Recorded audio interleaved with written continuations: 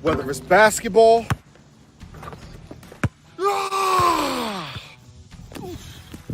football, You route! or baseball, whatever you're into when it comes to sports, you can find it right here. Now, play my intro.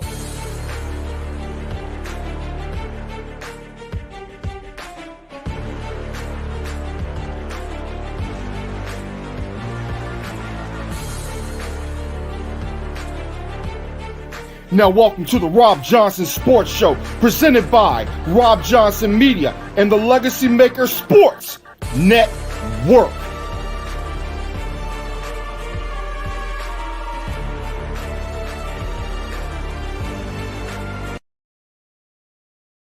Ladies and gentlemen, welcome to the Rob Johnson Sports Show. As you see, Miss Ariki right here, she is the WNBA All-Star MVP. We'll get to that in a minute. But folks, before we get to that and we talk about the WNBA really quick, we're only going to be on here for about 15 minutes today. We're not going to be on here very long. Let's talk about Micah Parsons. Let's talk about the subject I've been talking about all week. I was supposed to have a show earlier this week, but we're going to talk about it now. Folks, Micah Parsons, one of the most impactful, quote-unquote, impactful defensive players in the National Football League. Well, I have some numbers here. Micah Parsons came in the league in 2021. In his first season, I have this on postseason stats. In his first season, it looks like, if I can bring my numbers up, it looks like he had 84 total tackles, 64 solo with 13 sacks. In his second year, he had 13 and a half sacks. And this past year, it looks like Micah Parsons had 14. Great numbers. Great numbers, right? Problem is that his total tackles, first year 2021, 84, second year 65, and then the next year was 64. But now solo, 64 in 2021, 42 last year, 36 this year. Now let's go to his postseason production, because we all know when it comes to postseason production, that's what's most important when it comes to Dallas Cowboys in the eyes of most people out there who talk about the Cowboys. So the stats will pull up here.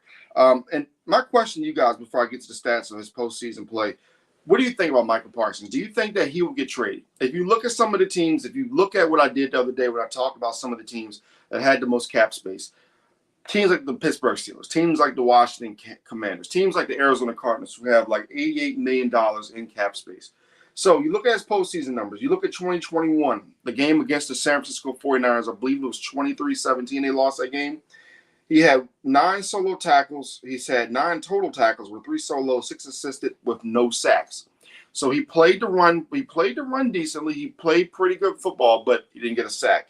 2022, he had 1 sack. I believe that was in the 49ers game. I don't think he got to Tom Brady. I had to go back and check that when they played the Tampa Bay Buccaneers. But in 2 games played, 7 total tackles, 4 solo. Now, this past year against the Green Bay Packers, where the Cowboys absolutely failed in that game, and I give credit to the Green Bay Packers. In the one game, he had 2 total tackles, 1 solo, 1 assisted, 0 sacks. Now, when you go to CeeDee Lamb, let's look at CeeDee Lamb's production. CeeDee Lamb came in the league in 2020. His first year, you got to remember, Amari Cooper was there, I believe, for the first 2 years of his career. So his first year, he had 74 catches for 935 yards. Second year, 79 catches, 1,102 yards.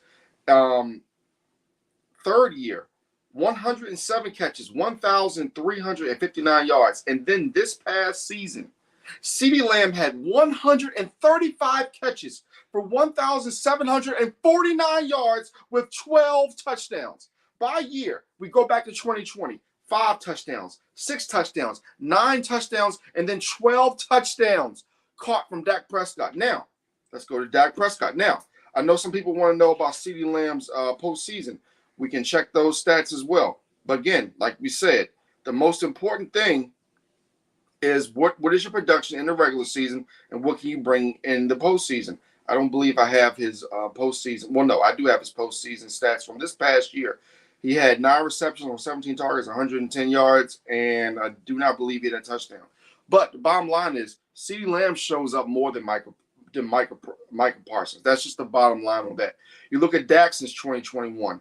37 touchdowns, 23 last year because of the injury, etc. This past year, 36 touchdowns, 9 interceptions, a quarterback rating of 105.9.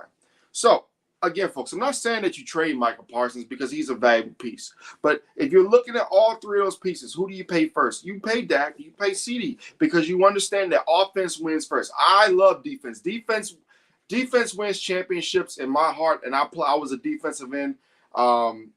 I love the game. I love the way that the defensive game is played, especially coming off the edge rush.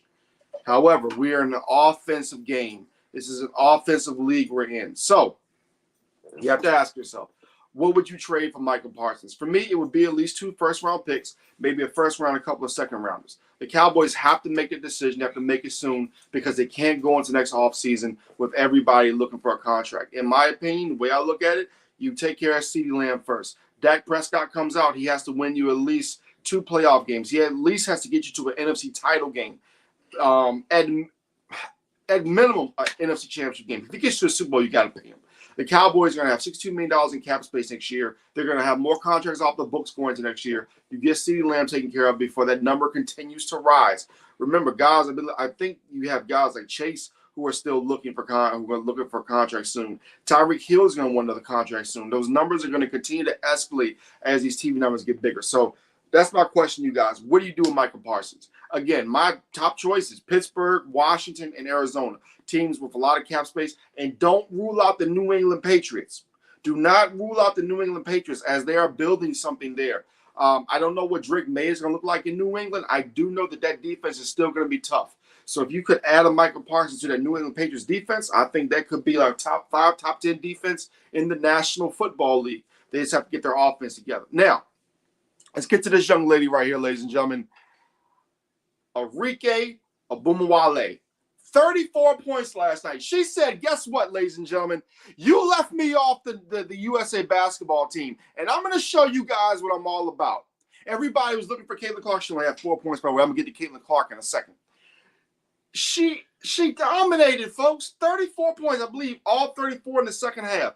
She believes she belongs on the national team, and as I told you guys a few weeks ago, sooner or later, Arike is going to get traded. She's going to get traded, and she's going to do some great things. Now, the difference between Arike and some other players that people are fascinated on right now, she actually had 2 game-winning shots in the semifinal and the championship game for Notre Dame when she won a national championship. Now, again, I told you guys, this is going to be a short show today, but let's get to the last segment, and let's tell the world how we feel. Before we get to how we feel, let's have a message here from Latourus, the luxury brand Latourus.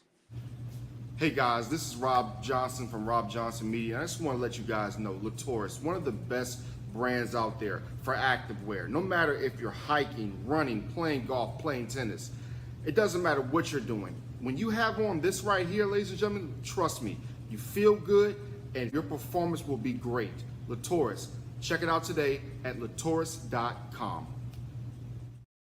Let's hit that one more time for the folks that didn't see it. Make sure you check out latourus.com.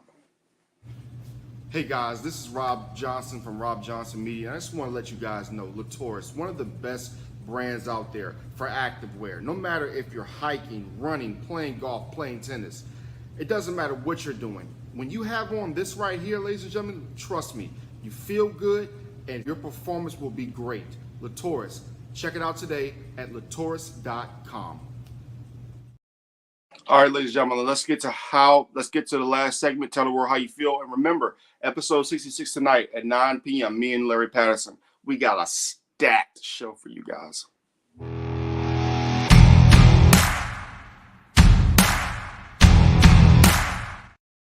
And my final word is this, ladies and gentlemen. I have nothing against Miss Caitlin Clark, not whatsoever. I think she's going to be a phenomenal basketball player. But I want to show you guys this quote right here, ladies and gentlemen. Honestly, I can't wait to not touch a basketball for a while. Well, Caitlin, I'll have to be honest with you. Your three-point shooting has not been that good. Your three-point shooting has been down. You are known for your logo threes, being the next female Steph Curry. Well, your shot has not been hitting, Miss Caitlin Clark. So you actually need to be in the gym working some more. I'm going to tell you this. I believe if your three-point shot was hitting a little more, I think you could possibly be on the USA basketball team. That was an exhibition last night. Arike did a great job, but let's keep it in perspective, ladies and gentlemen. That was an exhibition. When you get to play, and when it comes to USA versus the world, competition will be a lot tougher. You don't say things like that. Do you expect Michael Jordan? Do you expect Cynthia Cooper, Breanna Stewart, great players who've actually won championships in college and in the pros, to say something like that? To me, that just sounds like a person that is just a little bit tired of basketball. And when you're used to winning championships and when you're used to putting in the grind all the time, and listen, folks, you always need a break. I'm not saying you don't need a break. But what I'm saying is, coming off a loss at the end of the season, coming off not winning a national championship, coming off struggling from three-point land where sometimes you're going 2 of 12, 3 of 12. You don't say things like that. That sends the wrong message. And here's the other thing, folks. You can't blame the WNBA on this, because she had an opportunity. She had an opportunity to participate in the three-point contest. She didn't do it.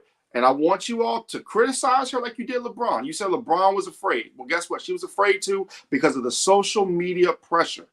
So if you're going to criticize LeBron, make sure you give that same energy to Caitlin Clark. Except LeBron James is a champion. So, yeah. And he came in as one of the hype players of all time. But, hey, it is what it is.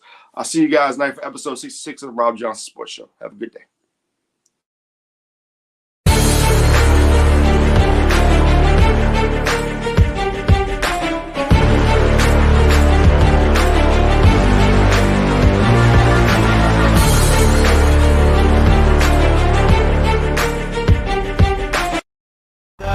It's caught in the crossfire.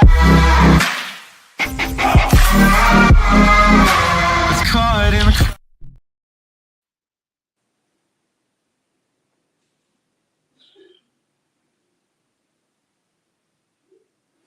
It's calling in the crush. I'm still